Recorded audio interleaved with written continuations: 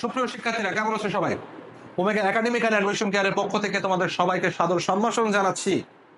আমি নাসিমুল হক, ওমেগার বাংলা ইনস্ট্রাক্টর। আজকে সোজা বাংলার এই সেশনে তোমাদের সাথে আমি আলোচনা করব আমাদের বিদ্রোহী কবি কাজী নজরুল ইসলামের সেই বিদ্রোহী কবিতার সবচাইতে জনপ্রিয় লাইনটি নিয়ে। সেই লাইনটি আর কোনোটি নয়, সেই লাইনটি হলো মম এক হাতে বাঁকা বাঁশের বাঁশরি আর হাতে রণতুর্য। কি বোঝালেন কবি এই লাইনটি দিয়ে?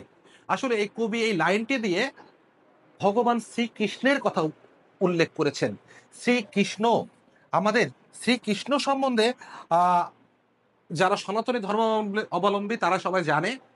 আর যারা মোটামুটি পুরাণ সম্বন্ধে, ভারতীয় পুরাণ সম্বন্ধে ধারণা রাখে, তারাও এই চরিত্রটির সাথে পরিচিত। শ্রীকৃষ্ণ ছিলেন ভগবান বিষ্ণুর অষ্টম অবতার। তার চরিত্রের কি বৈশিষ্ট্য ছিল? তার চরিত্রের বৈশিষ্ট্য ছিল তার দ্বৈত সত্তা।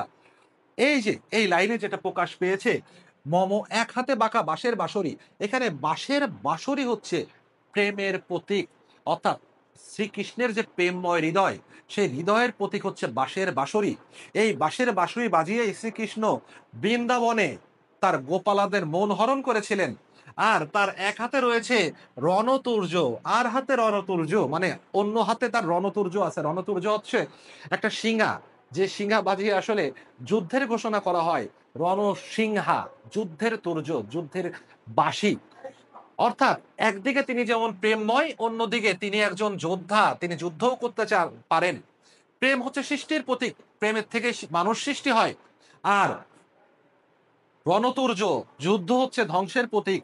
শ্রীকৃষ্ণের এই দ্বৈত সত্তা দিয়ে কবি কাজী নজরুল আসলে নিজের দ্বৈত সত্তাকেই ফুটিয়ে তুলেছেন।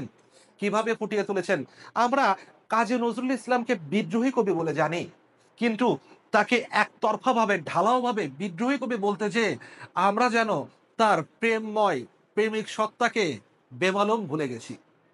আমাদের কবি বিদ্রোহী কবিতায় যেমন দ্রোহের গান গেয়েছেন, ভাঙার গান গেয়েছেন বারবার, একই সাথে তিনি কিন্তু প্রেমেরও কবি, বিরহেরও কবি।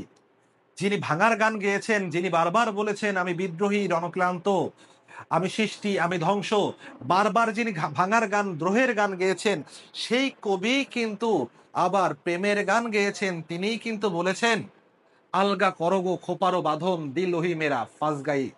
তিনিই কিন্তু বলেছেন হে মোর রানী, তোমার কাছে হার মানিয়া শেষে আমার বিজয় কেতন লোটায় তোমার চরণ তলে এসে।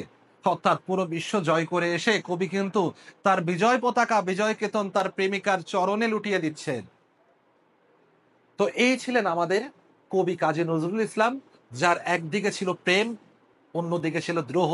আর এই দ্বৈত সত্তার প্রকাশ শ্রীকৃষ্ণের চাইতে আর কোন ভালো চরিত্রতে তিনি করতে পারতেন?